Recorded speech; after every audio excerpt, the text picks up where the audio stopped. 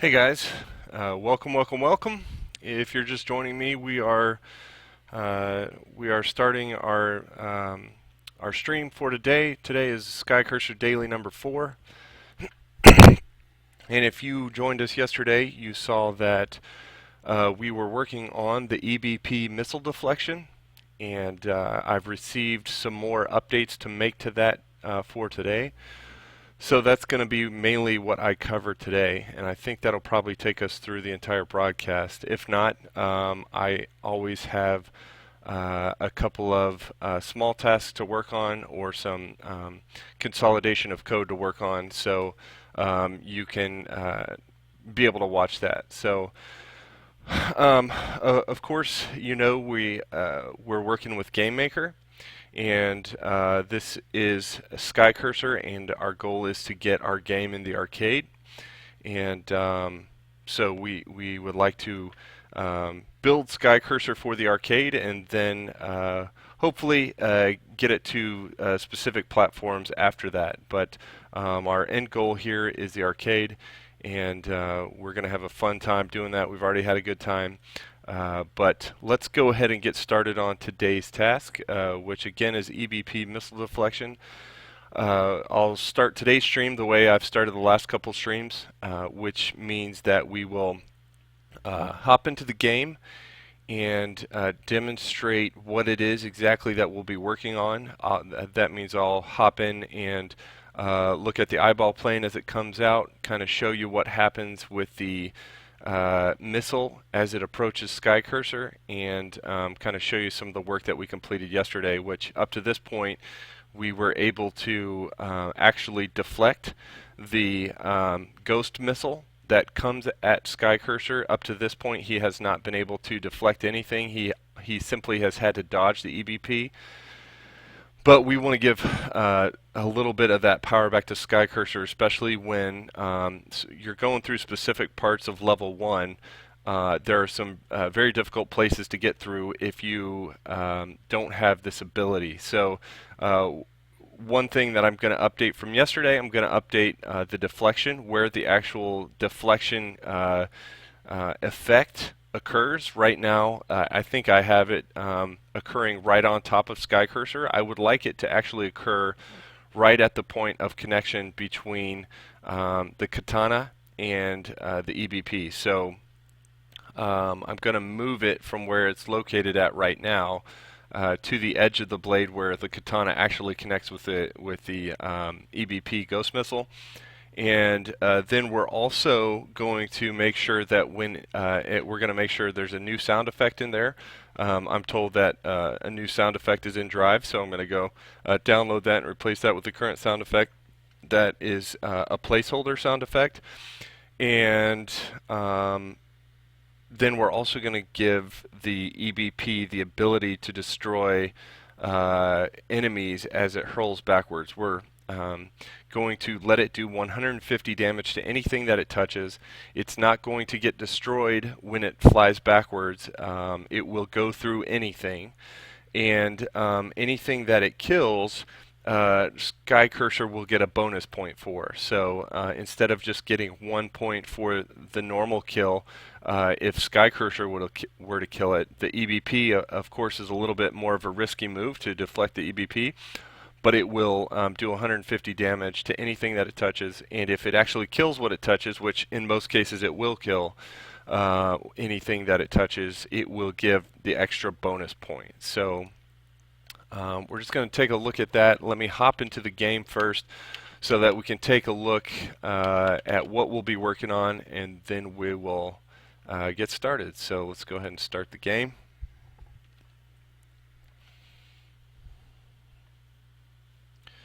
Alright, it is compiling at the moment. As soon as it's compiled, we should get a switch right over to the game, so let's verify that.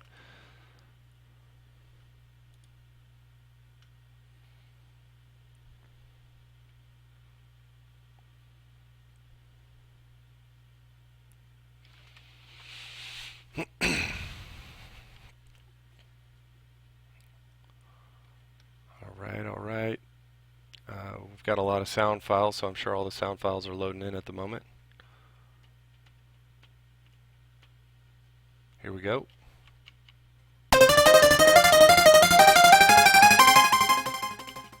Awesome. Everything looks good. I've got the game in arcade mode, so I got to put it in keyboard mode because I'm working on it. So give me just a moment to do that.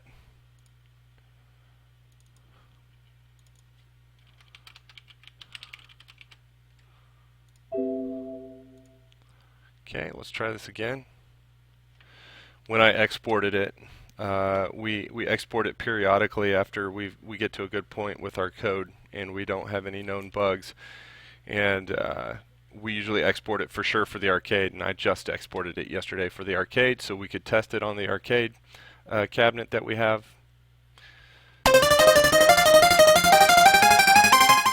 Perfect. Alright, let's test it. Skycurser.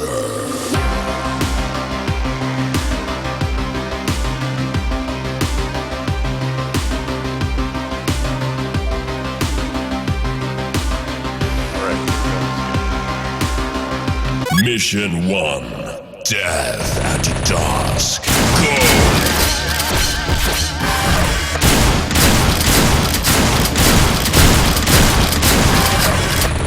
Okay, so here I'm going to fast forward here just a second to get to the EVP. Right up here. I'll show you the deflection of the eyeball ghost missile.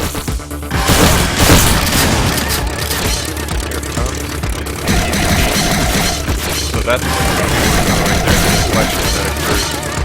Notice when I hit the ghost missile right now, the effect occurs right on top of the Skycurser. We're going to change that. We're going to make the effect occur right at the point of impact. And also make sure we have the new sound effect. And also give the eyeball playing ghost missile damage to allow it to deal damage to other units as it deflected backwards. So let's go ahead and get started on that.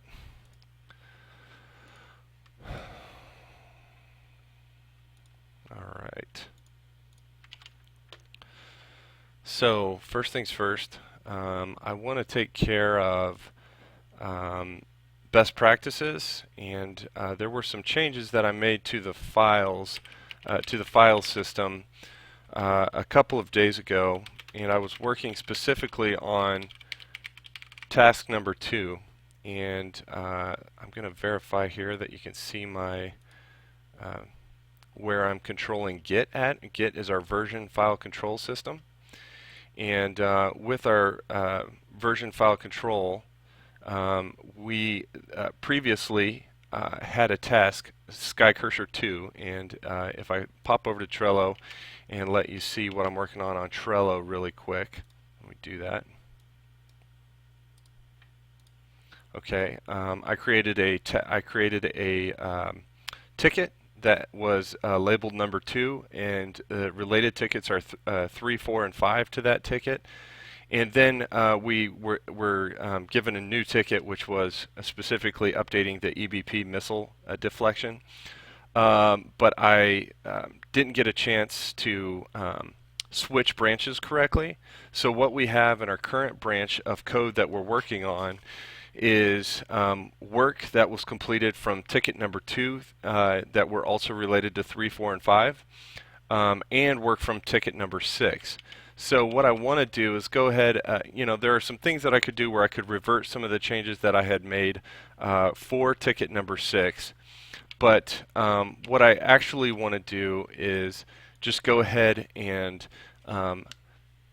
switch over to ticket number 6 branch, but I will go ahead and commit the changes that I made up to this point for ticket number 2 and ticket number 6. I'll commit them into number 2. I'll merge them into the dev branch for Git best practices, and then I will switch over to Git branch number 6. So that way we're working strictly on the current ticket. And so let me go ahead and do that right now. Git status. Let's just take a look at what Git says that we need to update. Let me go git add everything. Also git commit, and we'll just say updates to tech debt paydown. Also updates, a few updates to EBP missile deflection. Okay, gonna commit those changes, gonna push those changes. I need to push them and set the origin upstream.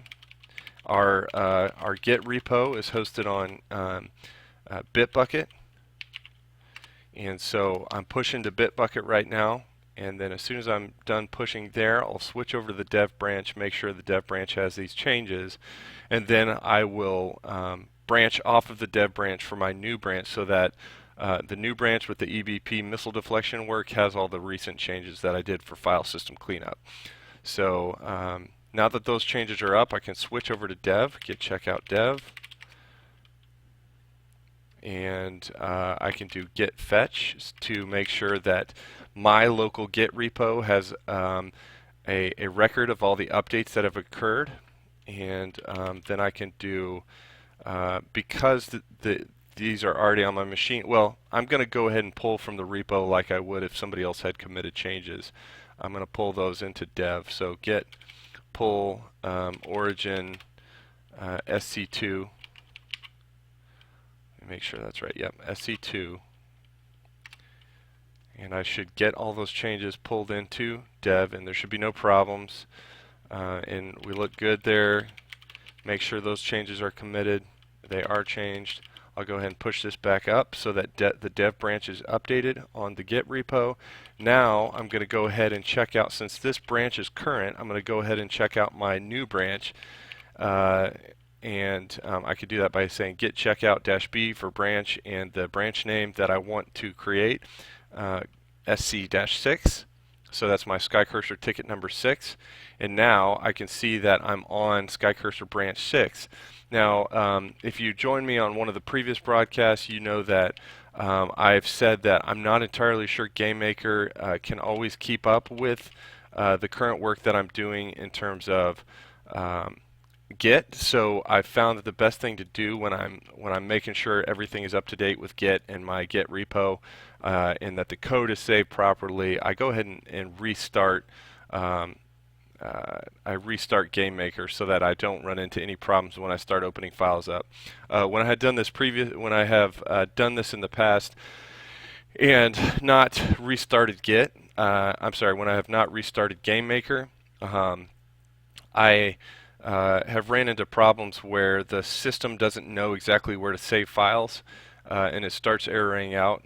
So it is having problems updating when changing branches, and even though I haven't necessarily made a change and then switched to a completely new branch with completely different changes in it, instead I have just basically had the same changes as I've switched branches. I just don't want to chance anything. So when I reopen GameMaker, now all my changes should still be here, and they are. Make sure you're seeing what I'm seeing. Yep. All my changes are still here. My file system changes that I made from the other day to make sure it's a little bit cleaner of a project as I'm trying to get through here. They're still here. So we're doing good there. Let me just... Awesome. Thanks, Phil. Good to see you on here, man. So Phil's in chat right now. Phil's one of our one of the indie devs who's working alongside me, and Chris is the other one. So Phil is our hardware guy. So he does a lot of work on the hardware, tries to figure out exactly what's going to work to fit in an arcade cabinet. It's getting harder and harder to find original arcade parts, so Phil's doing a good job of hunting those parts down, and where necessary picking out modern hardware that doesn't take anything away from the authentic feel of the arcade and the playability of the arcade. So good to see you here, man. Okay, now I'm going to go ahead and make whatever changes I need to make.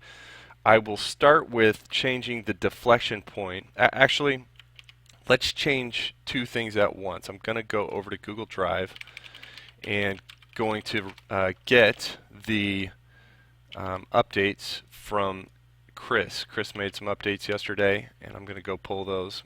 Just let you watch me as I'm going to get those assets.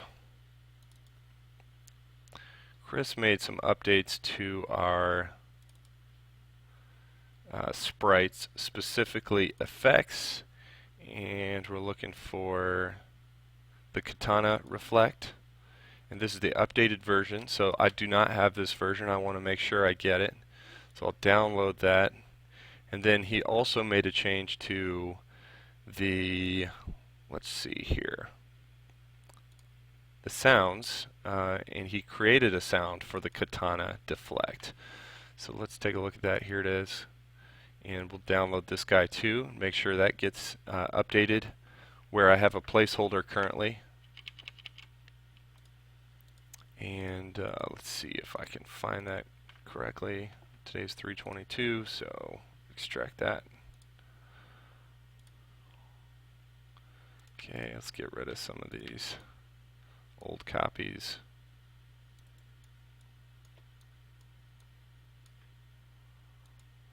Alright, here we go. Now, I'm just going to get some music playing just for a little bit while I'm working through this, while we're in between.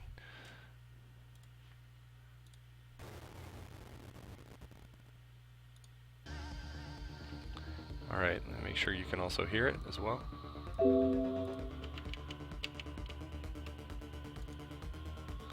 Phil, are you still in chat? Can you?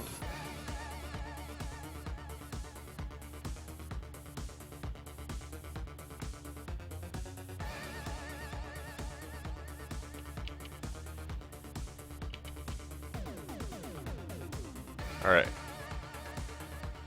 So, yeah, cool, awesome.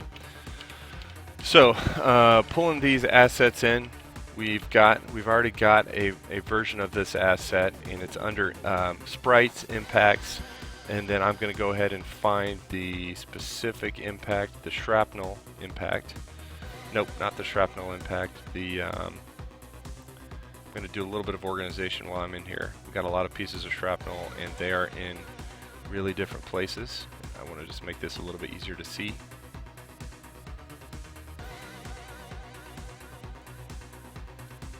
Okay, I'm looking for the deflect. I don't see that. Let me check Skycurser. Okay, yep, it's under Sprite Katana Deflection, rightfully so. I wanted to keep that particular one with Skycurser. So let me load the sprite. I'm going to load the new one that I have. And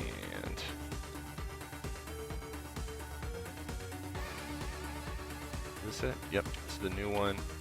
Remove the background, open, see what we got here. Looks a lot better actually. I like it. It's got some color to it. I'm going to slightly change the X position to make sure it's 100% centered. Even though the width is 100, it looks like the sprite itself is barely 1 pixel off center, which is completely fine because this will handle it exactly the way it needs to, but I just want to make sure it looks centered. And I was basically centering the point of origin, or the crosshair. And so now that that's updated, the sprite will appear the way it's supposed to appear, but we need it to appear in the exact position that it should appear in.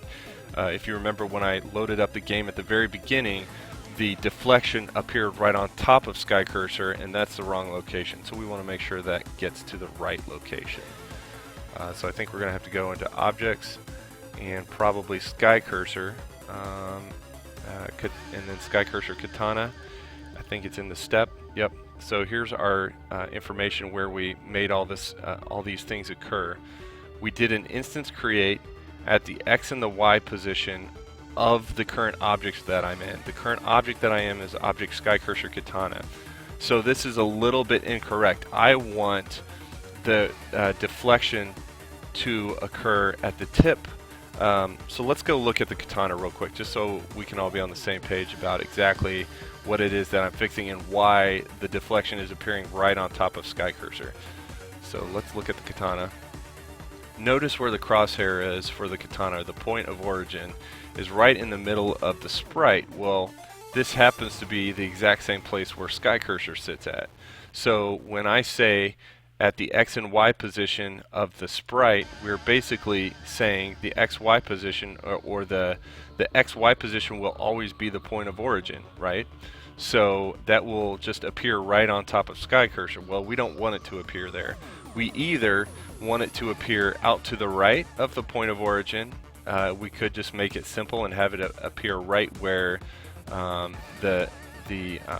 don't know, that's this image is 150 pixels wide, so there's probably about 65 to 70 pixels that we could put this just right out on the tip of the katana, or we could have it connect right where the XY position of the ghost missile is, minus a few pixels. And so what I mean by that is, let's go look at the ghost missile of enemy 1 attack. So, oh, look at this. The XY position of this is not somewhere in the middle. It's perfect for us. It's right at the tip of the ghost missile EBP. So if we put the point of origin when we do the instance create method for the deflection, if we put it at the point of origin for the enemy 1 attack, then it will look almost exactly where it's supposed to be. So I think that's going to be my plan of attack, and so let's go ahead and do that really quick. Back into the, I think we can just get out of here and then just go, instead of XY, which would indicate that we're attaching it to the katana, let's do hit 1A dot X, hit 1A dot Y, and that is going to attach it right to the dot X position and dot Y position, which is the point of origin on that ghost missile EBP. I think it's going to look perfect. Additionally, we need to update this sound because Chris gave us a new sound file for that. So let's create a new sound, and I've got a group in here. It's got a lot of different pieces that will probably need to be organized later, but inside of there I'm going to create a new sound. I'm going to call it sound, and I'll call it katana deflection. Sound katana deflection, similar to the object and sprite names of the same. Let's load it up. Should be right here on the desktop. Katana deflect, and let's play it so we can hear it. Ooh, that sounds crazy. Okay, let's hit OK on that for now, and then that will be really awesome. Okay, so now since we created the sound and I can see it right there, let's just update our sound placeholder that we had there to the correct sound, which we just added. All right, save, and I think we're in a really good spot right now. Like I said, there are a couple more tasks that we have to do related, a couple more items we have to do related to this current task. And if we have enough time, I'm going to get real crazy with it. And yeah, I'll talk about that if I get that far. So let's go ahead, since we just made those changes and we want to verify that everything looks right. Let's go ahead and make those changes, or let's go ahead and look at those changes.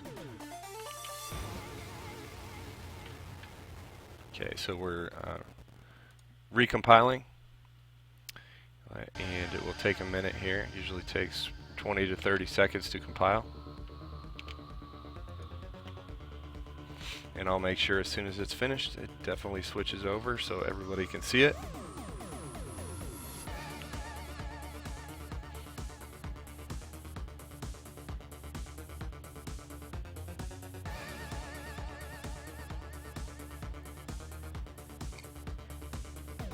Okay, it's almost done.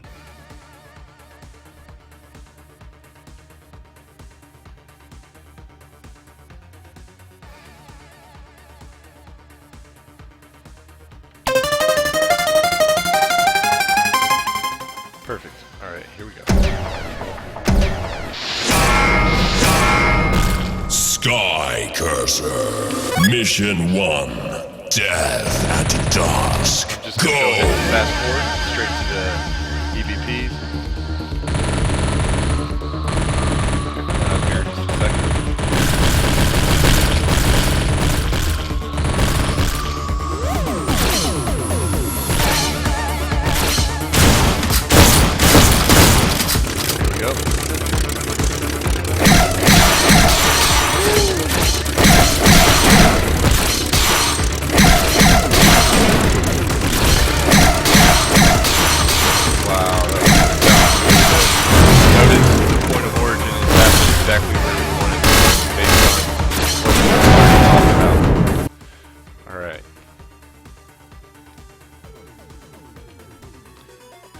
next time I switch over into the game, I'll make sure the sound is paused so there's not a confusion of sound and game sound, because it's the sound that I'm playing right now is the original music track that we've created for level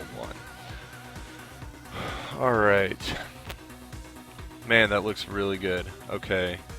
Now, what's going to be even way bigger with that little deflection is we're going to give that deflection the ability, or that EBP the ability basically to turn into a weapon for Skycurser, because it's going to hit anything in its path. This is going to be a little bit time consuming because we're going to have to make sure everything is correct on this.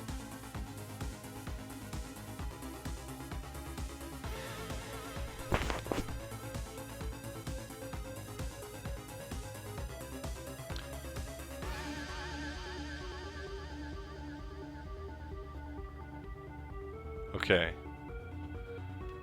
Sounds good. Alright, let's see here.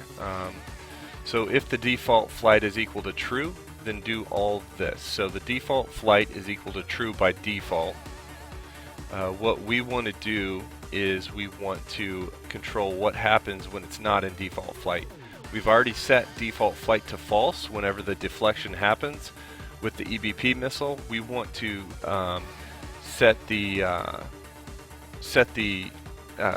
we want to control what happens when it's not in default flight. Non-default flight for us in this case would be it's now turned into a weapon and is flying back in the opposite direction. So let's control that now. So what we want to do is we want to make this have almost the exact same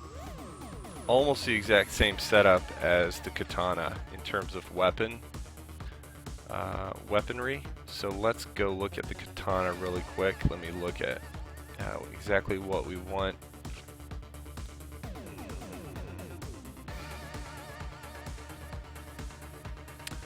So yeah, we want this to be able to do almost the exact same stuff that the katana does, almost exactly. Mainly because the katana is the only one of the 3 weapons that does not get destroyed whenever it connects with something.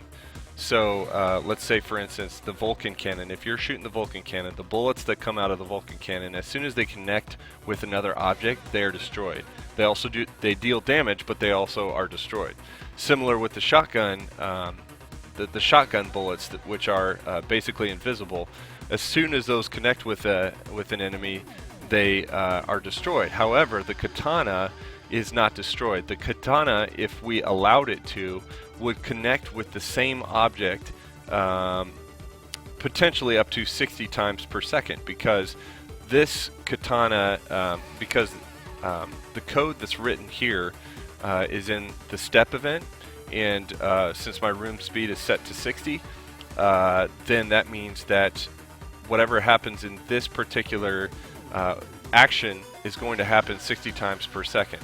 So that means if we're checking for a collision on any enemy and we're not destroying the weapon, then the collision will occur, up to 60 times per second if the mask is correctly colliding with another mask of an enemy object.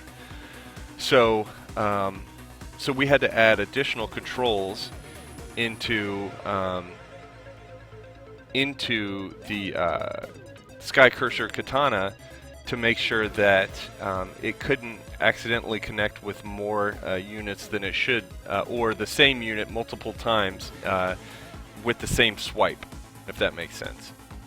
So you'll notice in a lot of these places we're checking to see if the collision event is on, or the collision variable that I set in the create.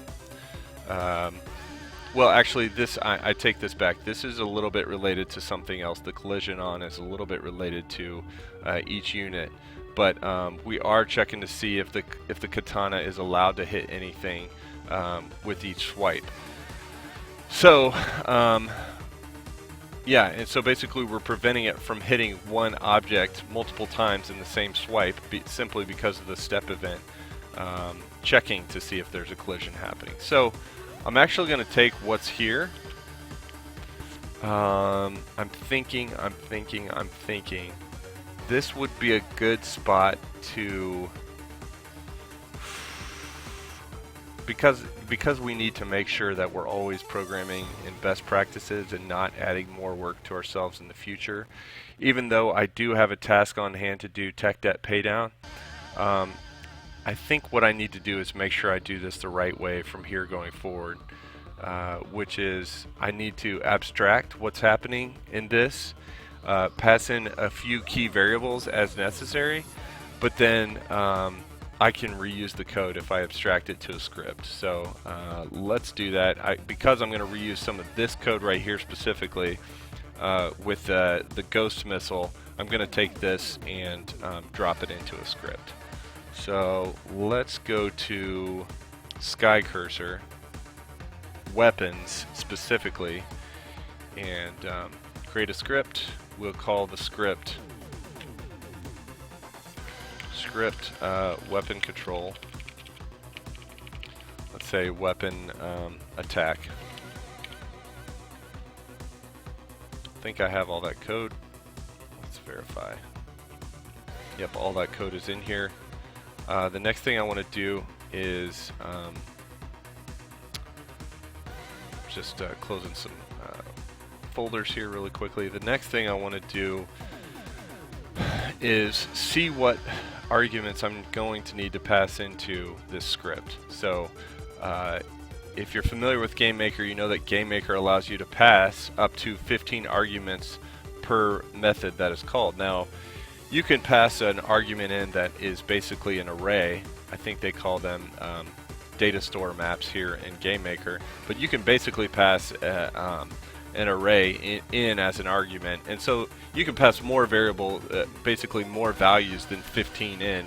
But if you're just trying to keep it simple and you're not trying to pass in arrays into a script, you can pass up to 15 arguments. And so I need to know exactly which arguments I'm going to be passing in here. And so let me just see here what I'm going to need to pass in. I'm going to need to pass in which element I'm working with. Is this the katana, or is this, in the case that we're working on, we're also working on the EBP missile.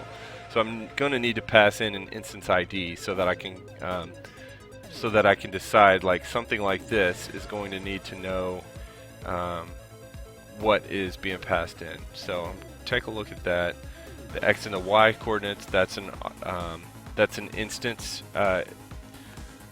that needs an instance ID as well, so that would go right along with the image index. Hit is fine because we're already setting it to an object. This variable is basically an instance of this object. Y, again, that's another argument. 0, which is the instance ID that we need to pass in. I think most of this will be solved by just passing in the instance ID that we're working with to make sure we know if we're dealing with the katana or dealing with the EBP missile. I'm going to start there because I don't see anything else major that I need to make sure of, because I think I'm covering everything else when I'm setting each variable to the instance of its object. So let's start with that, and in order to do that we need to switch over back to the object, the katana, which we drew this code out of. And just for sanity's sake, I'm going to keep this code here. I'm just going to comment it out so that I can always pull it back quickly if I need to while I'm in the middle of this. And I'm going to just call the script. So script weapon attack, and I'm going to pass in self.id, which is going to be the katana's instance ID. And that's what GameMaker needs in order to be able to call some of these other variables that are now in this script. So let me do the same thing for the EBP missile.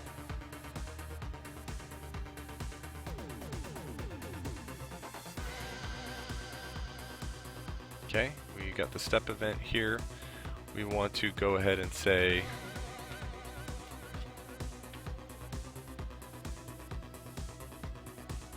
script weapon attack self.id.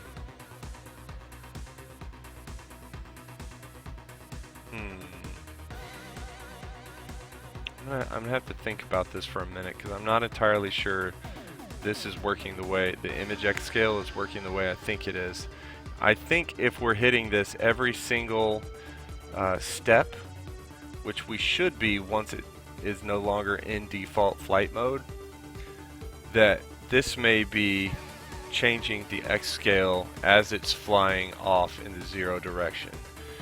We're going to be able to see that because what will be happening, and this will be hard to tell, but the eyeball missile will be flipping back and forth if this is doing what I think it's doing right now. So what we would simply do is just have a check in place if this has already been reversed or not, and if it hasn't been reversed, we'll let this code run. If it has been reversed, it won't run again, but we'll check that in a moment.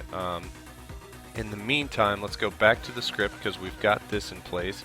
We do want this check to occur every step of the room speed. So let's go back to script weapon attack, and now we're going to start updating each of these with the correct instance ID. And the way that we do that, since we just passed in, let me hit OK here, since we just passed in this parameter to this method, now we can check for argument 0 on the script itself. So we can say argument 0 dot image index, and this will check the parameter that we just passed in, which again will be the instance ID of whatever object we're working with. So if this is the katana, this will say this will basically be object katana, or sorry, if it's this the Skycurser katana, it'll be object Skycurser katana dot image index. If this is the EBP missile, this will be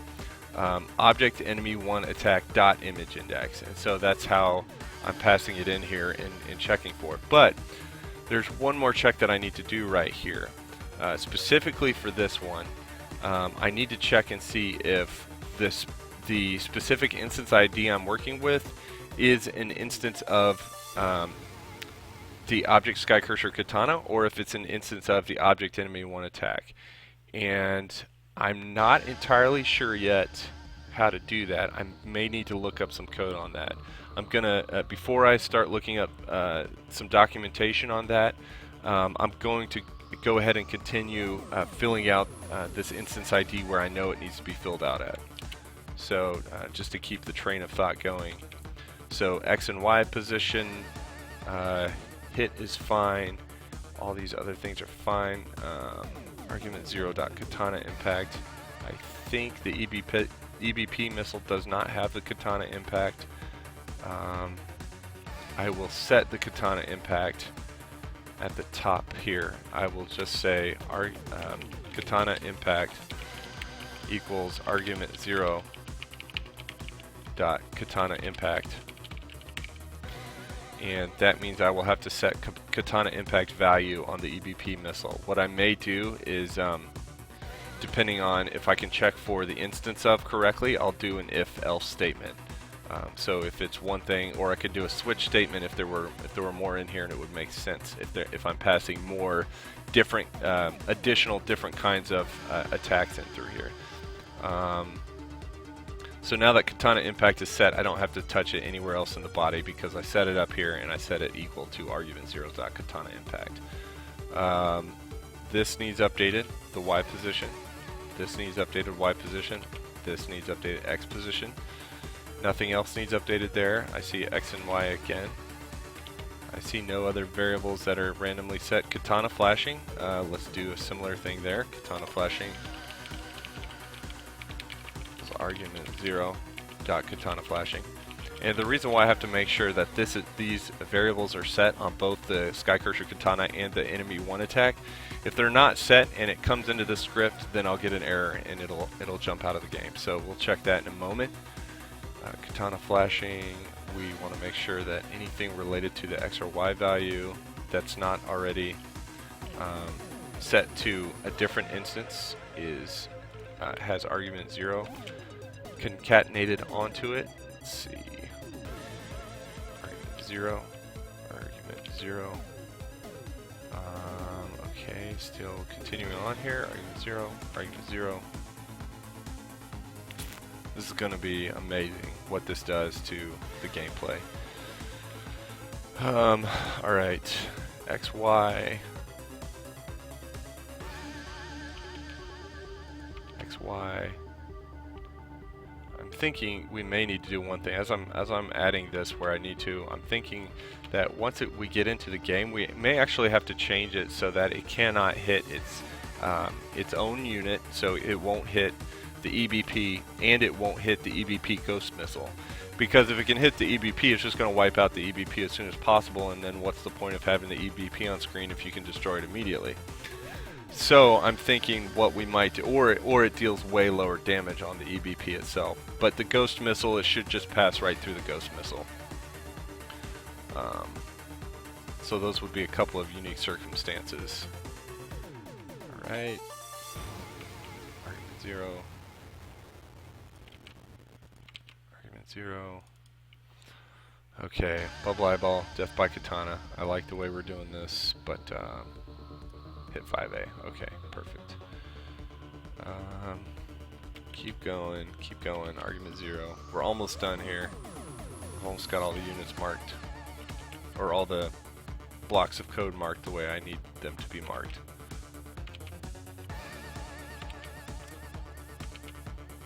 But the thing is, even though this is a little bit time consuming, it's definitely the right thing to do, because we're going to be saving ourselves so much time in the future. Whenever we want to reuse this, we just have to know what arguments we have to pass in. And right now, the only argument we're passing in is literally the instance ID. From there, we could probably do anything we want, and we could probably even apply this script to the other two weapons that exist, the shotgun and the Vulcan cannon. Okay, Necro Star, this is good, we're already at the Necro Star. X, Y. And what I'll do is I'll just do one more pass over. When I get finished with this, I'll just go right back up and just make sure I think I hit everything that I needed to.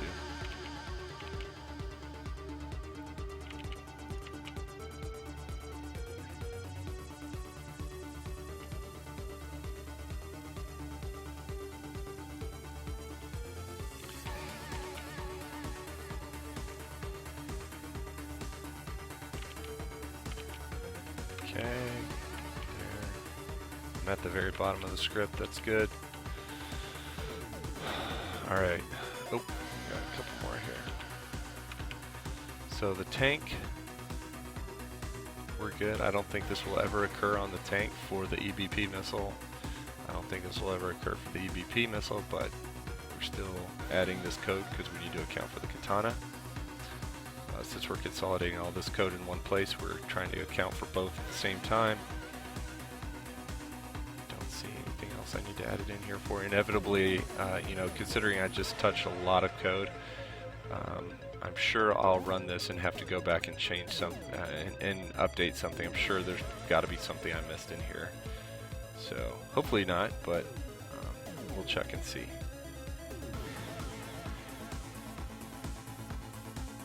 If history is any indicator of how it's going to perform in the future, I'll have to touch something. Still looking good here. I don't see anything else major.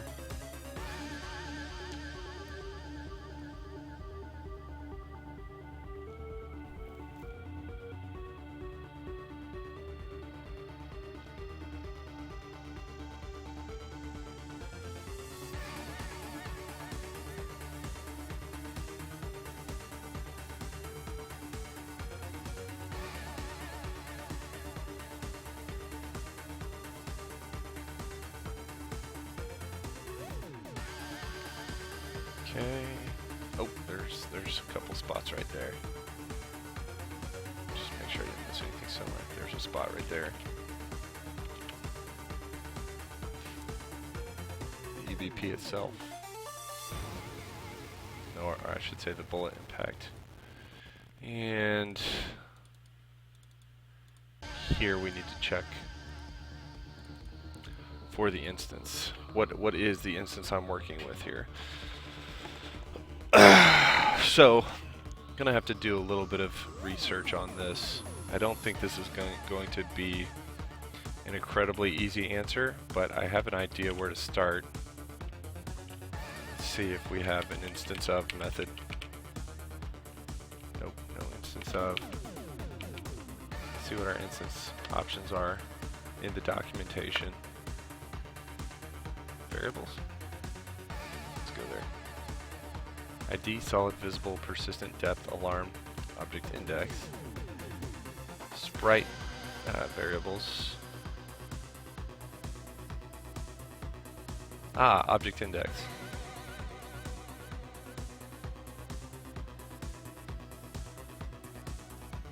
The index of the object that the instance has been created from. This is not the same as object name, which is a string and can be found using object get name. There we go. That's exactly what we want. As this function returns the index number, which is a unique number. So let's go to the object get name. Returns the name of the specified object as defined in the resource tree. Can we pass just an ID in? This is the index of the object to check.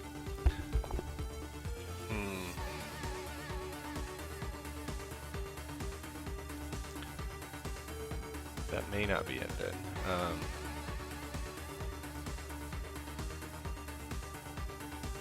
The function will return the name as a string of the specified object. String is important. This name is the one that has been specified for the object in the resource tree of the main window. Please note that this is only a string and cannot be used to reference the object directly. For that you would need the object index. You can, however, use a string to get the object index using the return string along with the asset get index. Let's see what this is.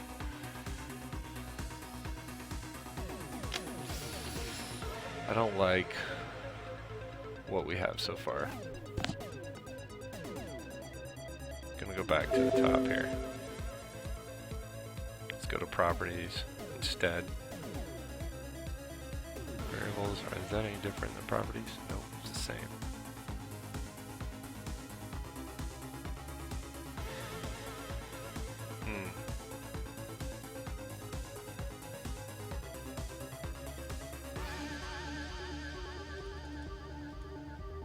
Yep, the unique identifier for the instance, that makes sense. I need to know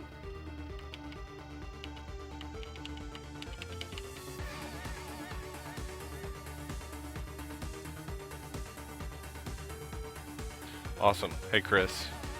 Yeah, you can also log in with the Skycurser username with the same credentials. Maybe a little bit more clear for anybody who sees the typing. Okay. Still reading here. Change, copy, count, create, deactivate. Find furthest nearest number, place, position.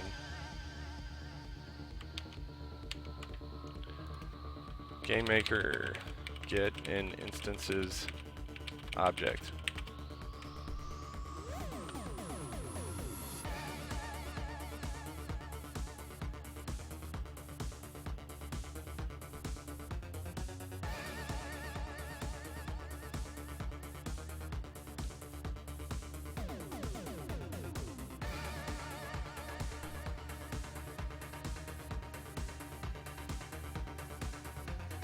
Number, place, position.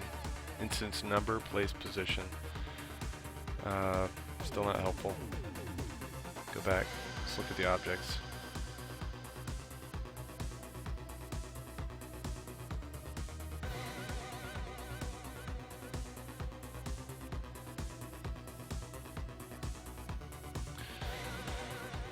GameMaker. Get object name of instance. That's all I want.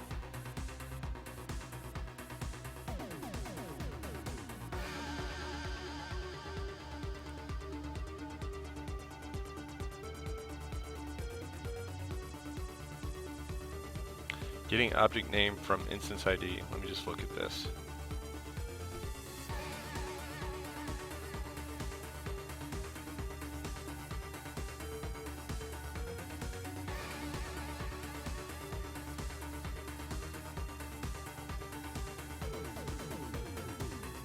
Object index.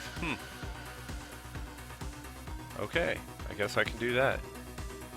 So object index will work, and all I do is pass in the name of the object, and it's not in string format, it's just the index itself. So that's awesome. Okay. Okay, so let's try this.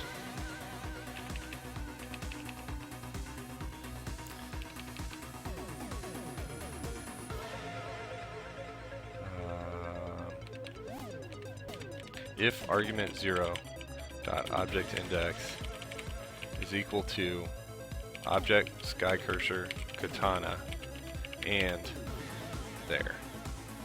Global.katana shows. Let's see where this is set.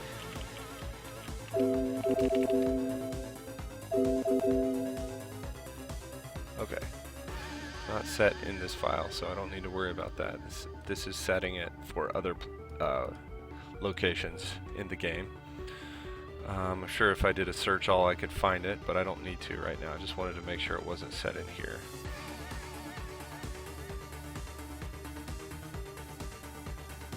Okay.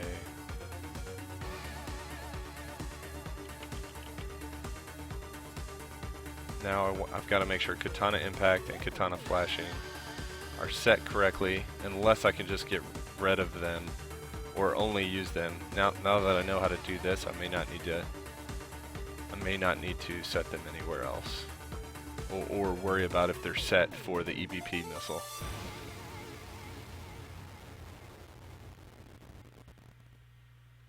Well, I do want it to be the same as katana impact, so let's do this. Set the katana impact. Otherwise, we will go ahead and set a EBP impact, but we'll call it katana impact. Argument 0.EBP impact, because this is going to control the EBP missile settings. And let me see what the katana flashing does.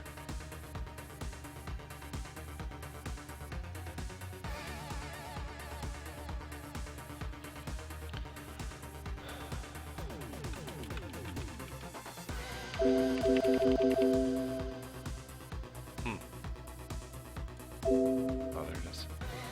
Okay, for the EBP Ghost Missile, it's only set for the EBP Ghost Missile. So, what I'm going to do here is remove it from up here, and then just have this custom code right here for now. If argument, let's see if I can just, nope, that didn't work. If argument 0.object index is equal to object Skycurser katana.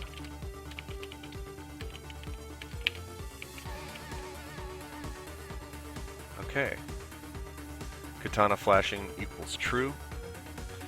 So I think we're correctly handling the places that need to be handled. I need to make sure EBP impact is set on the EBP so that katana impact works on all of these blocks of code. Again, when I have a little bit more time now, I was exercising some best practices here by extracting some code that was previously in one object and pulling it out to a script. But when I have a little bit more time, I'll make sure that I have a script that can be called that takes care of every single what happens with every single impact, and so that will be a little bit easier to manage that code even. The goal again is to reduce everything so that I'm not reusing anything, so that there's no duplicate code if at all possible. So that's where my eventual goal will to be. I'm not on that task currently. I'm on fixing this katana, so that's what I'm going to work on at the moment. So let's go to EBP impact. Set an EBP impact on here, and I have a hit impact. I'm going to change this to EBP impact. Nope, I'm going to leave the hit impact there because that is subtracting. If Skycurser were to have health, that's how much health that would take off of Skycurser. Technically, Skycurser has basically 1 HP. Anytime he gets hit with anything, he dies. So that needs to remain, and this is now the weapon ability of the EBP's impact, and I'm going to make a note on that for anybody who's looking at this. This is the value taken from Skycurser.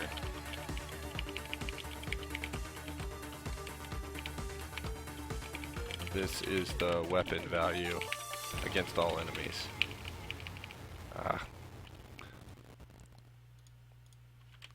Against all enemies. Okay. Alright. I think I can test that, and I think this is going to work the way I hope it does. But one thing, remember I said I wanted to look out to see if the image X scale kept flipping, if the EBP Ghost Missile is flipping when it's flying backwards. Right now I think it's happening so fast I'm not aware of it or haven't noticed it up to this point. But I'm setting the direction to 0, and the speed is remaining the same for the EBP Ghost Missile. So the second I swipe it with the katana, it flies. It starts flying backwards because I'm setting the direction to 0. And if you know how GameMaker works, you have basically a 360-degree option that you can set with the direction value. If you set direction to 0, it'll go to the right. If you set direction to 180, it'll go to the left. So basically, I need to check and see how that's working for the EBP missile, because I'm setting the X scale on every step. I think it's going to be flipping back and forth. If that's the case, then we will fix that. It won't be a hard fix.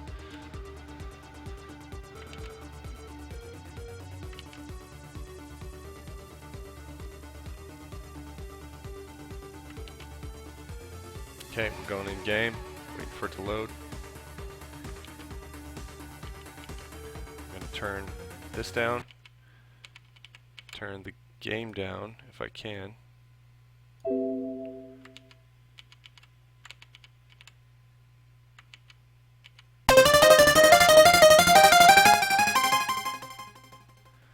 Can you guys hear me as I talk?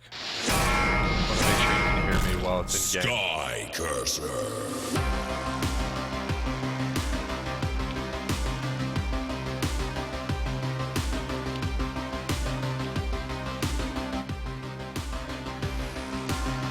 Okay, here we go.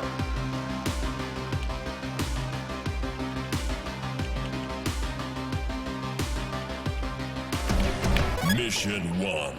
Death at dusk. Go!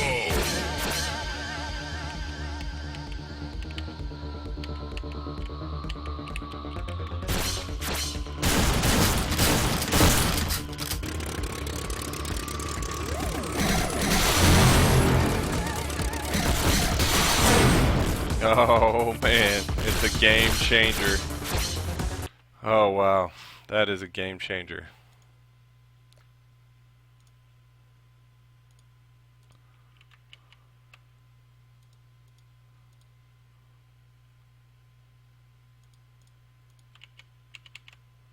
Wow, that was pretty impressive. Alright. Good, so we're back to where we were. What I want to do is, since Chris and Phil are in chat here, let me talk to Chris. Chris is listed as Skycurser Dev in chat, and so Chris is the art director, and so I have Chris and Phil in here with me right now, and this is really good. I can just talk to them quickly. So Chris, what do you think related to what just happened? Should I think what I should do is let the EBP pass through all other EBPs and pass through the EBP plane itself. If it passes through the EBP plane itself, then we can reuse all of its missiles each time it's shooting missiles. Otherwise, we could do something else, like give it really low damage to the EBP missile, to the eyeball plane.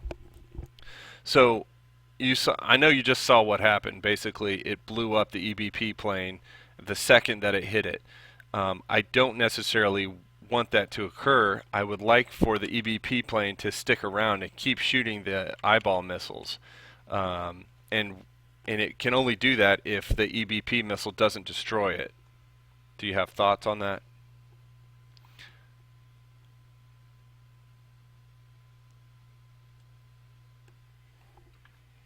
Actually, Chris, if you're there, I think I'm just going to Skype you real quick. I'm going to see if I can Skype you in here.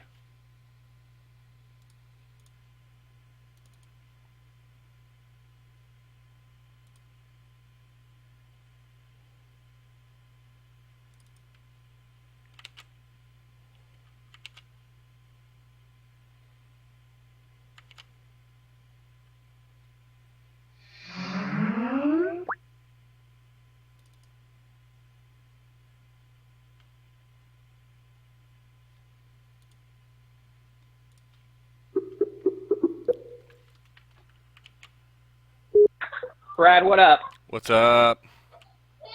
Man, it works so well. Sorry, guys, kind of upset. That's all right. That's all right. But no, I actually, okay, so I'm sure, I don't know if Phil, What's up? I don't know Hey, if, yeah, it sounds like Phil can hear us. Chris, mute your. I just did. Okay, cool. No, I actually, okay, so, okay, so, sorry. I actually like the fact that it destroys the EVP, man. Like, I think it's like, it's that, you know, I want it to feel like that fireball's super powerful, and when you knock it back, it's just like it's going to destroy anything in its path. And I kind of see what you're saying, where you want to be able to, like, use the EVP missiles against other enemies. Right. But at the same time, think about when you're down in the city and you reflect one of those, think about how much damage and chaos it's going to cause. Well, Like, I guess that's what I was saying is, like, let's say you get into a situation where you let the EBP hang around for a while, and yeah, I mean we've got the whole first level looping properly, so there'll be no problem as far as like screen running out or anything. But if you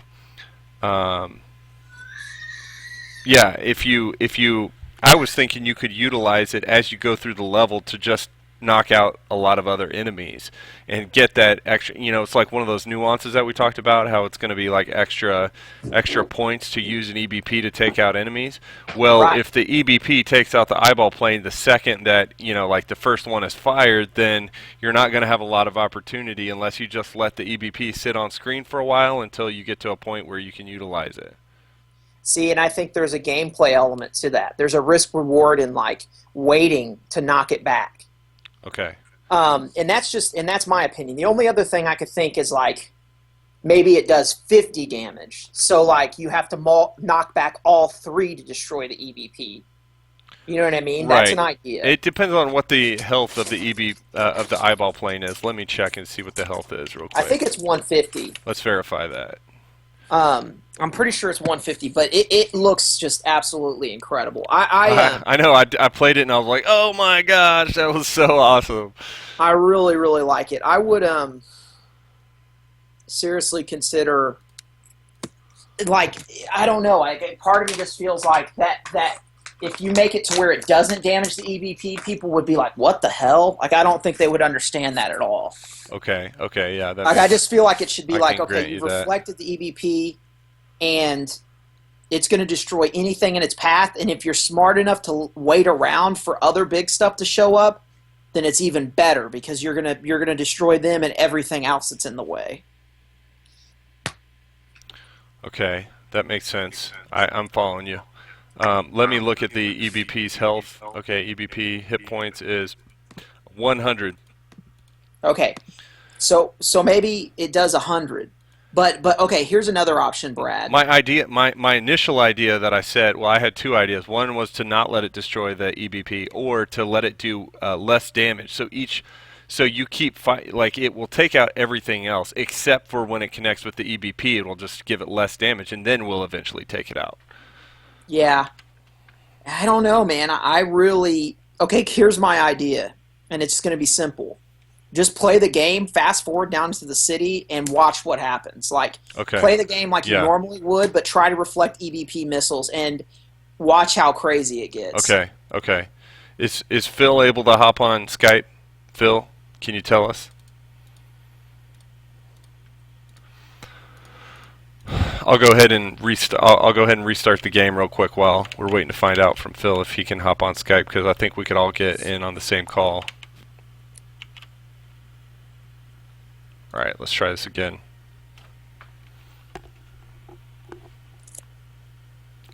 Didn't that look sick though? That looks so good. Oh my god, it was like wow, and the sound effect, Yeah, it's really good. nuts.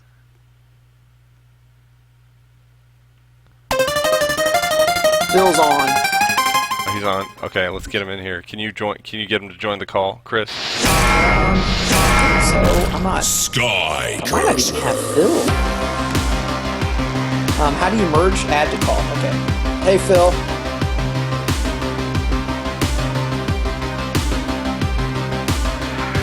What up, dude? What up? Make sure you mute the Steam or the Twitch stream. Okay, so one thing I've noticed, guys, just real quick, is if possible, we need to let the game also be controlled by the computer sound, because it's all the same volume. So, like, I cannot change the volume of the game by controlling the volume of my computer. So I'll need to do a little research to see if I can adjust that. That's weird, yeah. That's really weird. Well, I can tell you, I can always hear you loud and clear over the game. Okay, good. That's good. All right. Here we go. Here we go. In game. Mission I'm gonna fast 1. forward down to the Death city. at dusk. Oh, I should have done one EVP deflection. Shit, I'm not watching. Hold on. Okay. Here we go. Imagine the barrier shooting at you, reflecting them too. It's gonna be so nice. Oh man, that is so awesome. That I'm is behind, so I'm insane. not seeing. There's one thing. I think there's one thing that's happening that shouldn't be happening, and that is Look at that.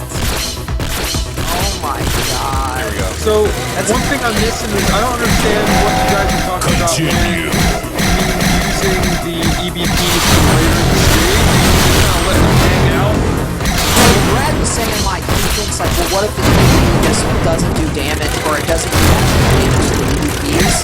But I feel like players would hate that. Like I don't know.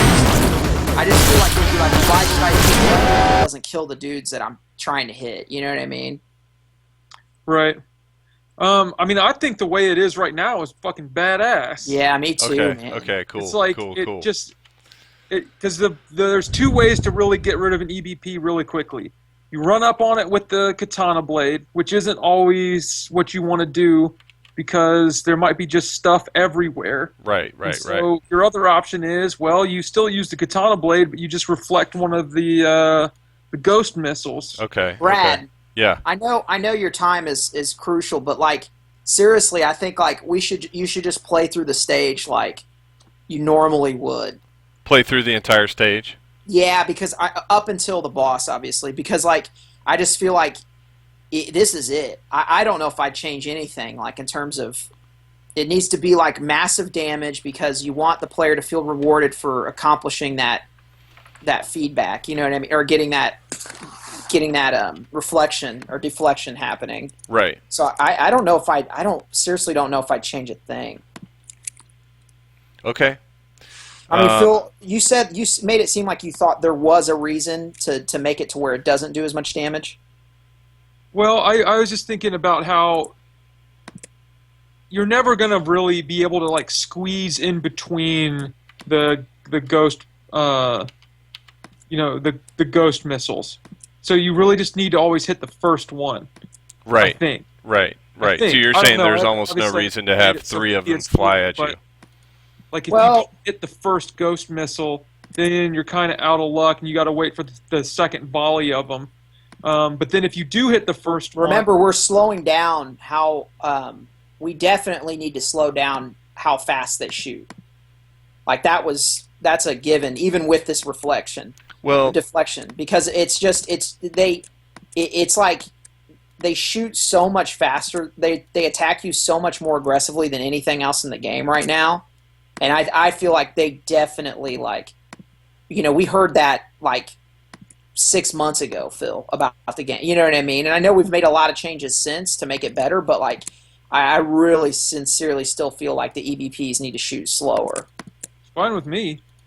Yeah, because then it's then you can dance and you could you could be like, okay, I'm not going to hit the first one back, but I'm going to hit that second one because now there's enemies on screen. Let me see if I can just slow down the speed of them as they come out. The problem is matching up with the animation, Brad. Well, it may still work correctly. Let's just slow it down to 2.5. Right now it's set at 4 speed, and let's just try 2.5. The main thing is it should just come out slowly, and it should not necessarily the animation and when it gets generated shouldn't change, but the speed across the screen should change correctly. So I just tried it. Let's try that first, and then because it's like you want a bigger gap in between the rate of fire. It's more about that. It's about how fast it travels across the screen, but it's more about the breaks in between. Yeah. Let's see how this affects it. I just changed the speed, so let's see what the breaks in between are. It may be no different because they may still be occurring at the exact same speed based on what I just changed. Gotcha. But let's just see what that does. Okay. Man, I wish I could turn the volume of the Skycurser game down on my end. It's just really loud when I play over here. It's hard to hear you guys when I talk. You guys may be able to hear me fine because I've made sure that the volume that I transmit from my computer is a little bit lower, but it's still really loud on my end. Is there a master volume in the build that you can turn down just for now? I don't know. Let me see. Let me see. Your Windows mixer should have different. Yeah. Well, I mean, that's what I was controlling was the mixer. Let me see. Yeah, I'm literally only controlling... The mixer is controlling all of my sounds. Oh, maybe I can... maybe when I pop up the game, I can turn the sound down from there. Let's try that. Because right now it's not up. It's not showing on the mixer. Let's try that. Okay, going back in. I'll play through.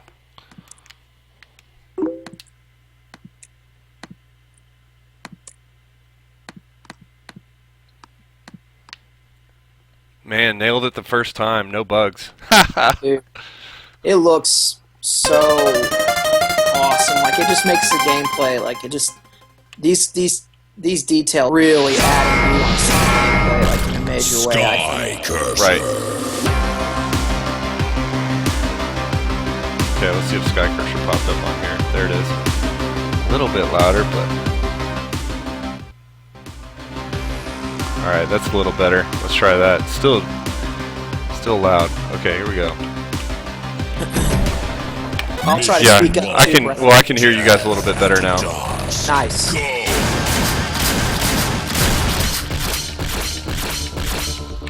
It's funny because I can hear you clicking away, but it still looks like you're on the title screen on the Twitch feed. Yeah, I know. That's just the delay. I don't know what to do about that. I don't have delay. Fine. No, I don't have a delay set on the screen. On the stream. Alright, here we go.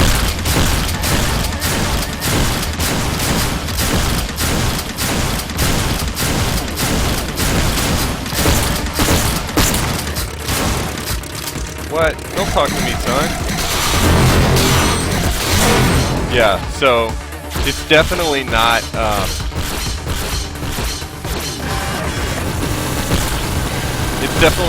creating more speed in between or more distance in between each one of them. The change that I just made on the speed, so I'll make sure to put that back, and then we'll change the rate at which they fire.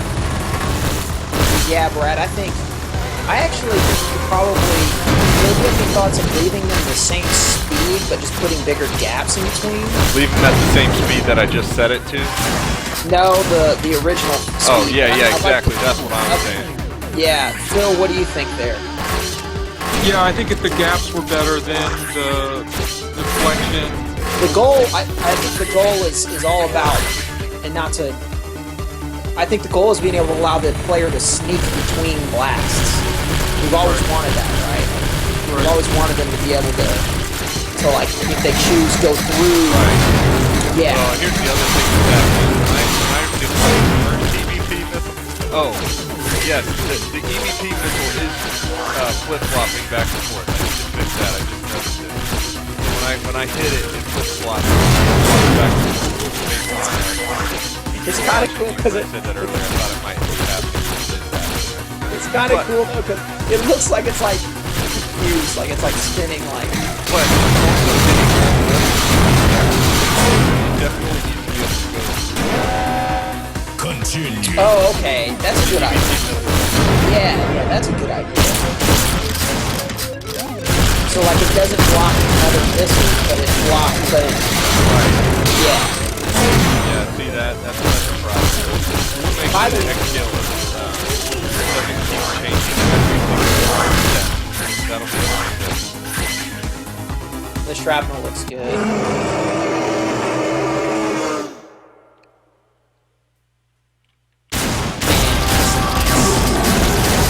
I'm wondering if there's any Yeah, way. we need to add that.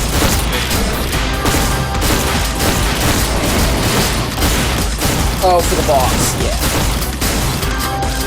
And Brad, can you make it to where it deflects on the same path but the opposite direction? So like, when he fires towards that nut on like 45 degrees, going down, can you make it go at the same 45 degree or whatever, but going up, right? So like, instead of just blasting it forward horizontally, like make it like deflect on the same path that it came at you in the opposite direction. So that would probably be. We would probably have to do that depending on where it connected with the Skycurser component. Is what you're saying, right? So we would just go back in a different path. Well, I was actually saying like the general rule that gets applied to everything is whatever path Mission the object came at you complete. on, it goes back that same path. Well, it is doing that right now, though. Right, but I mean for the orb. Oh, for the orb. Yeah. Yeah. Yeah, you could do that. All that's really easy, but I thought you were talking about getting into angle deflection and stuff. Yeah, like, no, I'm not worried about Okay, that. That's too complicated. Like, I don't know. Well, we can do that. I'm just saying, It like, would we be just got to cool, figure but out it the just- math on it. Yeah, it just, I don't know. Nah. It's like overthinking it. It's really nice though, man. If anything, I would just like to try to figure out how we can make it harder to pull off, but Okay, so let's do this real quick. Let's say x scale complete equals false. Well, let's just say flip. Let's just make it easy. Flip complete equals false. And then on the step event, if, well, let's just put direction in there too, so it doesn't try to set direction every single loop. If flip complete is equal to false, then run this, and say flip complete equals true. Boom. It won't do that flip anymore. Okay. So we did want to mess with the speed in between shots. Let me see if I can figure that out real quick. We feel like we tried to mess with this a while ago and we couldn't get it quickly, so we just kept moving. yeah. And honestly, dude, like, I mean, you know, if it's something that we can fix while we're all here talking about it, it might be one of those things that's really beneficial to be like, oh, it should be a little longer or a little short. You know what I mean? Right. Let me go find the script for it real quick. By the way, Justin uploaded the videos to our YouTube, or to our, not our YouTube, but our Drive, Google Drive. Oh, okay, so we could take them and upload them whenever we're ready. Yeah, but remember, we might try to do that. Oh, right. exclusive thing.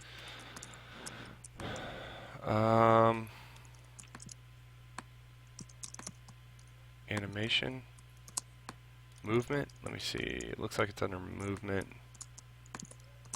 Yep.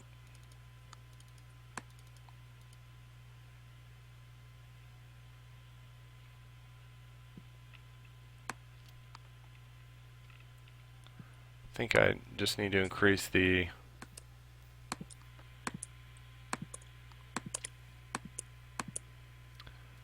So half the image speed. What about a third of the image speed? And speed that up, or make that longer. I think this might do it. Oh, I didn't set it back though. I didn't set it back to the original speed of the flight. The flight.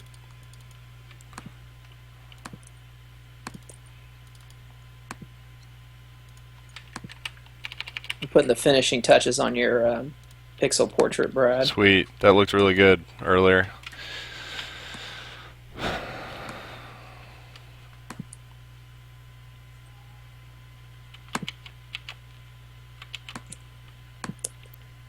Okay, here we go. All right, I'm watching.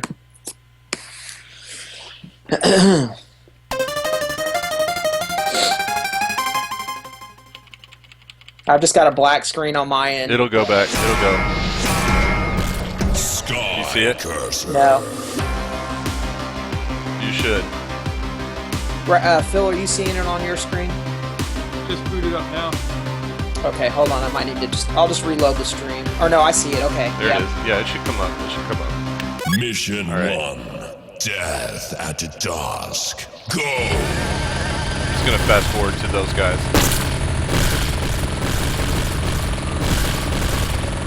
Alright, here they come. Yeah, let him stay on screen for a while so we can just look at the speed.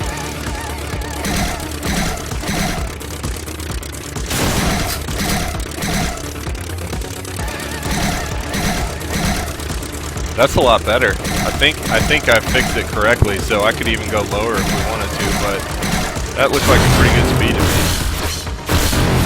Alright, I'm looking. Ooh, you see that, Phil? It's nice. The animation seems like it's a little bit off, but yeah, it's nice. Stop being picky, Phil.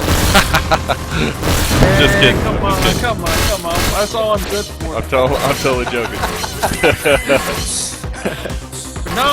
No, I'm sorry. What I should have said is the timing looks very fun and perfect. Yeah. There you go. However. Right. No, I got you. I knew what you meant. I told her that the solution would be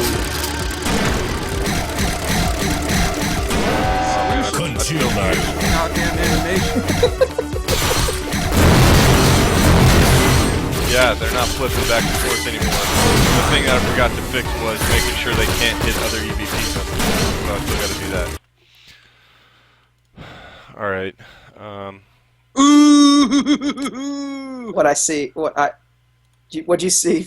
Nothing. I just think it looks fun. It looks It super does, it fun. does. Yeah, look it is. good. It's nice. It's nice. Does the I couldn't tell whether or not the ghost missiles were taking damage or killing other things behind it. Is that They are something definitely that's- killing other things behind them, but I got to make sure that the ghost missiles can't take themselves out, so they can't like flip it. You know, one ghost missile intersecting or colliding with another ghost missile can't flip the other ghost missile around.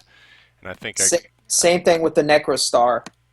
Remember, we have that issue with the Necrostar too. I'm not saying you need to worry about that right now, but we still have that issue where Necrostar chunks destroy other Necrostar chunks when they're on the path back. Oh, I didn't realize that was something that needed to be fixed. So you don't want a large Necrostar chunk to take out a small Necrostar chunk? We had talked about removing that, but as I think about it logically, it kind of doesn't make sense. Because you would think like, yeah, a huge Necrostar chunk running into a smaller one would destroy it. Right. But I mean, it's not going to go through it, right? Unless we're on some sort of like it's a three-dimensional plane. yeah, I mean, I guess that would be the only. Hey guys, like give me just a logical. second here. I'll be right back. I got a phone call. I'm going to stay on stream, but I got a phone call. Give me a sec. Yeah, that reflection looks amazing though. God, it looks good. Almost. I told you I'd be going till about like 4 o'clock. Almost done.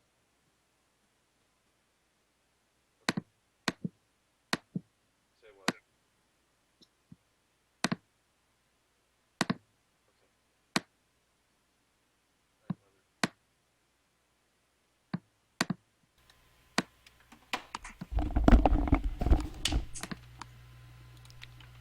Okay, cool. Alright, I fixed the issue so that EBPs can't run into other EBPs. But I was maybe needing to fix the issue of the orb really quickly. Let me see if I can just do that really quick. If the katana blade intersects with the orb, Yeah. object boss 1 attack, or attack orb. What am I going to need here? I'm going to need to know if... Well, let me see what I have on the object enemy 1 attack, because they're probably going to do just very similar things.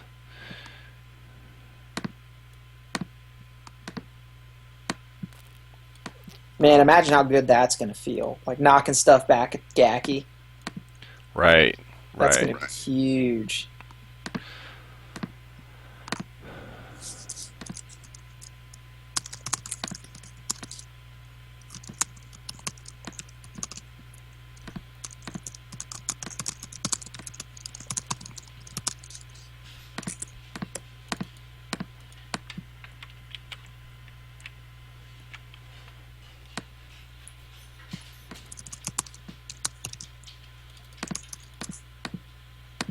Phil, I was thinking about maybe trying to make some kind of like seal or crest for the turbofans. Just like a seal of approval. You know what I mean? Like, or maybe like a medal or something cool like that Say it again. for the turbofans. Like, so on the section of the website where we talk about the turbofans, I was thinking about trying to make some kind of like crest or seal or something like that for them. You know, like their own like the official turbofan seal of turboness. Right. Okay, Yeah, so... Go for it. I'm gonna have to jump off. I'm working on something with Shari right now, but Cool, man. looks cool, guys. Awesome. Cool. Thanks, Cool. Phil. I'm jumping off though. Later. Thanks for your input. Later. Yeah. Thanks, Phil. Yeah. Okay, so... Yep, I'm running short on time here, but That's all good, let dude. me You can finish. stop. Yeah, stop whenever you feel. Yeah, let me finish what I got here. I think I'm in thought at the moment. Give me a second.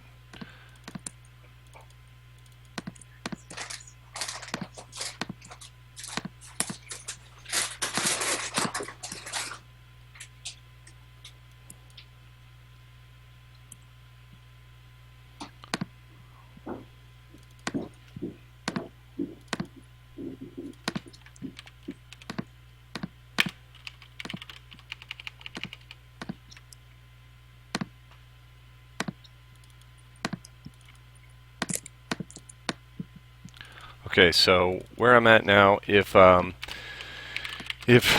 default flight is equal to true, so this is the initial direction that the orb is going to travel. If it's equal to true, let it go in whatever direction it's going to go. Otherwise, it's been deflected. Going to use some similar code that I've already got here with the enemy 1 attack. And we will clean this up for sure whenever we're doing our code cleanup to reduce this code. But for now, because these are in completely separate objects and I have not exported or extracted any of this to its own script, I'm just going to reuse some code. So flip complete equals true, direction equals current direction minus 180. This will put it in the opposite direction that it came from. And then send it off, hit save, And then we want to go ahead and update the weapon. So specifically, we want to make sure if the katana impacts this thing, that it goes in the opposite direction. So let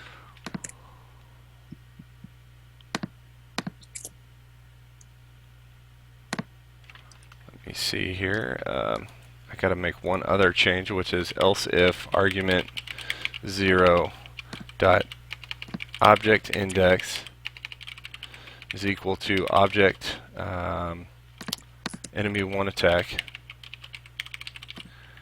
and then say else, because all we have right now is the orb katana impact equals argument 0 dot orb impact. Okay, that will take care of the damage that it deals against any other units. Right now the only other units that we'll have are potentially the floating eyeballs, the Febs as we call them, and Gaki himself. So let's add this code in for Gaki, or the katana, specifically if the katana connects with this particular item.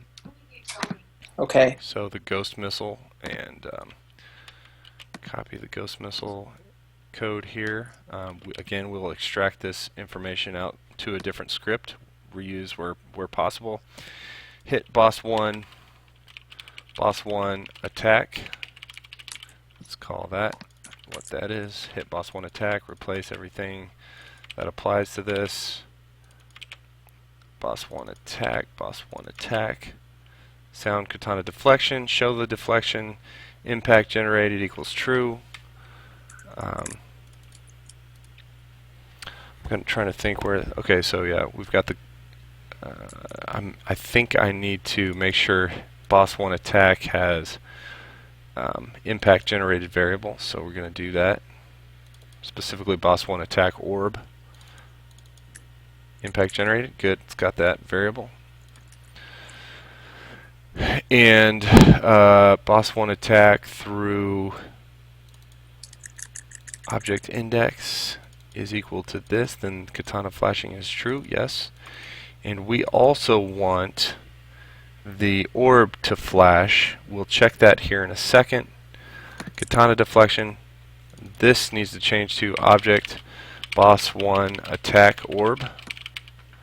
And there we go. This is no longer the EBP ghost missile, this is the boss 1, let's just say attack orb.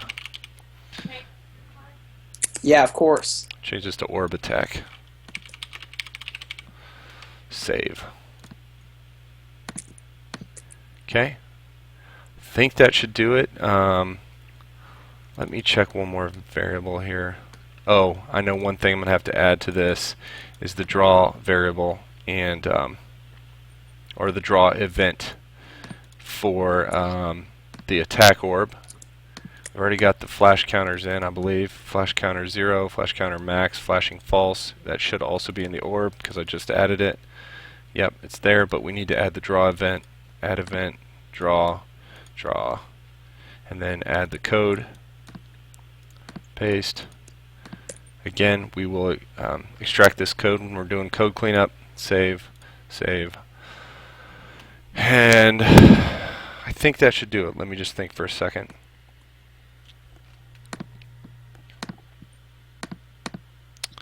Yeah, I wanted to check one more thing on the weapon attack versus the orb. I want to make sure that the impact effect is going to occur, yeah, at the boss 1 attack. Yeah, so we're good there. Not at the origin point of the Skycurser katana. I think we're good, so let's just fast forward to the boss. Looks like we have an error in the script weapon attack line 9. We're missing a symbol, so let's go fix that. Line 9, there it is. Save, play. Alright, compiling.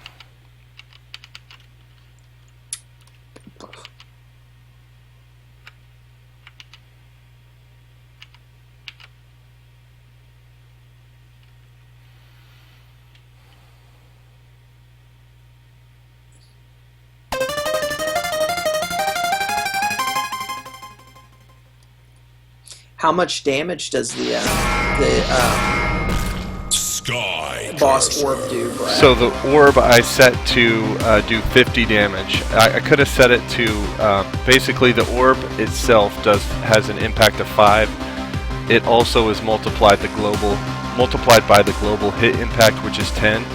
Okay. So that is a total of 50. It was 15 when it was the EVP missile, but Mission 1. now it'll be 50 because I don't want it to like kill Jackie too fast. Yeah. All right, let's just see the EVP missiles real quick. Get to those guys.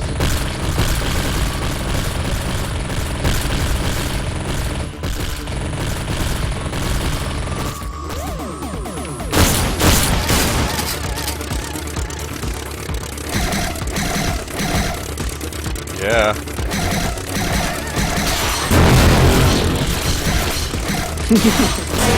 Oh yeah, so good.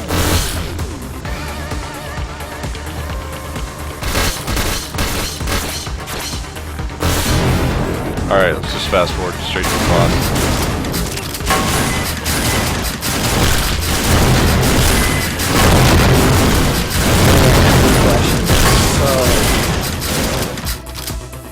Nailed that. Here we go. XP. See if we can That deflect makes the me so excited. see if we can deflect the katana or the orb. Oh man, there's a bug. What Got happened? default flight setting to false somehow, so we got to fix that real quick, and then we'll just fast forward to this. Okay, create. Okay, cool. We're in the right Oh, place. I see. I saw the bug, Brad. Yeah, that's good. Default flight is equal to true. Let's see what I wrote it wrong here. If default flight is equal to true, else. Needs to be else. There. Done. Fixed it. Try this again. I'm just going to fast forward straight to him. Yep.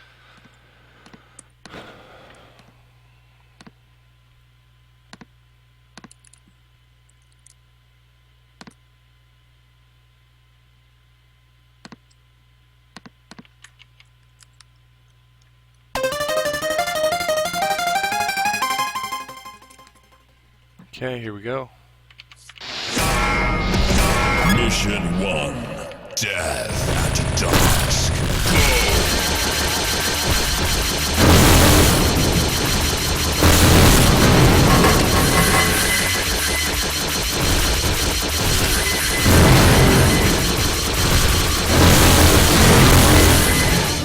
Alright, here we go.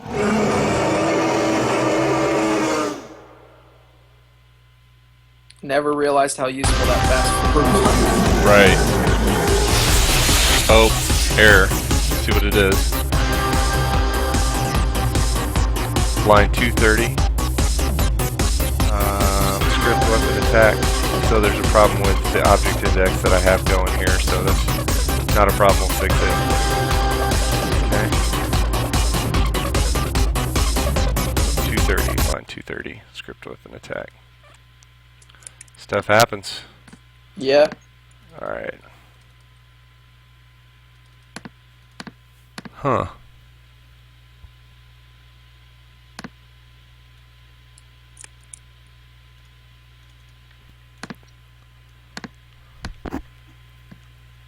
Oh, I see what's happening. Huh. Let me check something else real quick. What is it, Brad?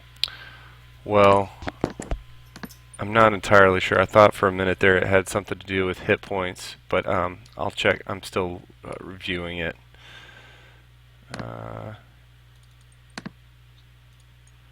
Okay, one more time. Oh yeah, it does not have any hit points. So I'm just going to go ahead and give it 1 hit point because the hit points don't really matter. I'll just go ahead and give the hit point in case I ever decide to do something with the hit points later. Yeah, that's it. Alright. Fast forward again.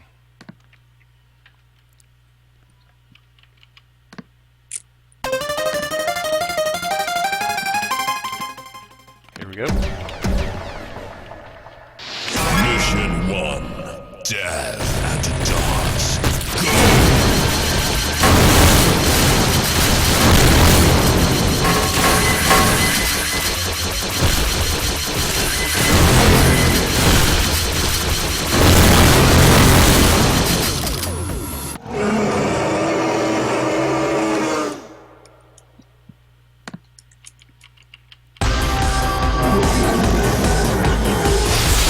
Boom. Oh yeah.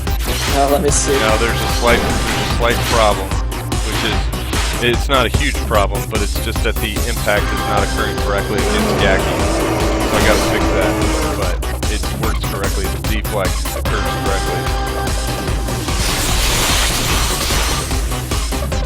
Yeah, it's just missing Gaki altogether. It's not a problem.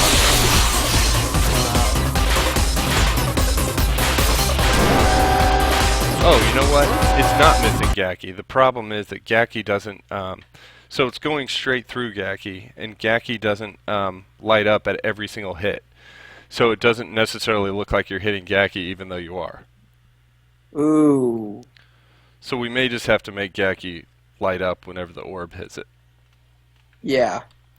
So I'm gonna have to call it quits right here, though. Yeah. I'm brainstorming, but I was also thinking maybe I could do an orb explosion animation, and when the orbs impact Gak. Yeah, I mean we could do something like just make the orb destroy itself whenever it impacts Gaki, so that you know that It hit him. the orb actually hit him. Yeah. Yeah. Hey, can you dump a build of that real quick? Yeah, I'll do that real quick. I'll Okay, do that perfect. on stream so that people can kind of see the process. Yeah.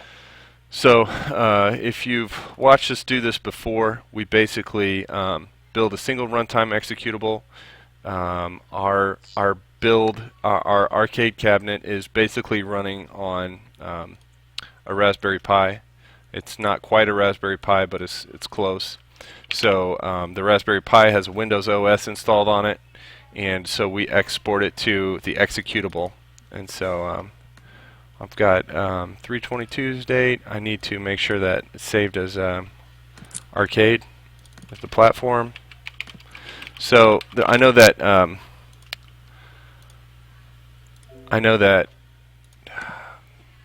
GameMaker has a specific way to export to certain platforms, in case you're thinking that as you're watching this. And I just haven't gotten to mess around with that functionality yet, but for now, since we're exporting to a Windows platform anyways, I have a global variable. Basically, it's a constant that the game checks for every time it loads to see if you're playing the keyboard version or the arcade version. And so all I have to do is change that right before I save this. And so now I'm saving this. It's going to build. It'll take probably a couple minutes to build. When it's finished building, I basically take this over, dump it in Google Drive, and then Chris can take it and install it on his arcade platform. By the time we're done with this, our goal is not to have a Windows operating system on whatever hard drive that we're using. Instead, we'd like to have a Linux operating system on there, because as we build these arcade machines, we don't want to have to purchase a Windows license for every arcade machine. Basically, another way to cut costs. And I know that GameMaker will actually export to Linux platform. So, so we're hoping to do a similar type setup for, but instead of using Windows, use Linux. But there are a couple of things we have to get in place in order to make sure that happens right now. Right now, we're running up against some headaches with how quick the refresh rate, basically, of the old CRT monitors. So those monitors, those old arcade monitors, refresh at 15 kilohertz. And so you have to make sure you have the right drivers in place on Windows or Linux to work with whatever video card you have. As I understand it, Chris, am I speaking to that correctly? Yeah. Really, it's complicated to get modern hardware to want to Right. get to the right refresh rate. So we have some workarounds that we use. But yeah, as Brad was saying, we eventually want this to all be open source in terms of the operating system, so there's no additional cost with the operating system, and so that when other developers want to develop for this hardware, they don't have to purchase the license for the OS. Yep, that's right. That's right. Yep. Okay, so this is almost finished building. As soon as I'm finished with it, I will, since we're waiting for this also, I'll go ahead and commit my changes. So back to Git, and I'll make sure that you guys can see what I'm doing in Git here. I'll take what I've got, so I can see I can just run git status. I can see what has been changed and potentially what has been added. I have added some files, so I got to run git add period, which is basically add anything that is new. Then git commit -a allows me to commit everything that's been modified or added for update on the branch. I'll put a note here that just says updates for ticket SC6, which is katana impact deflection, and write it, quit it. I use Vim to make those commit updates, and then once that's finished, I can see that everything's been committed. I need to push it to the branch that I'm working on.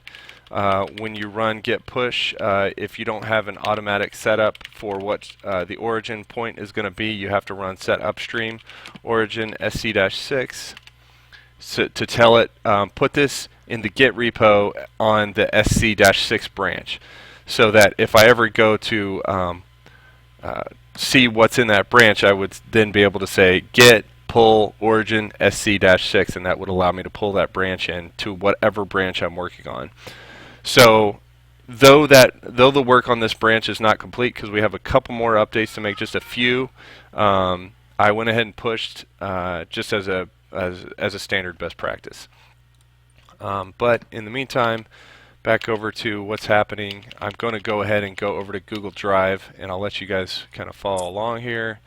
Google Drive, our process is to just go drop it in executable folder that we have. I can now upload that most recent version.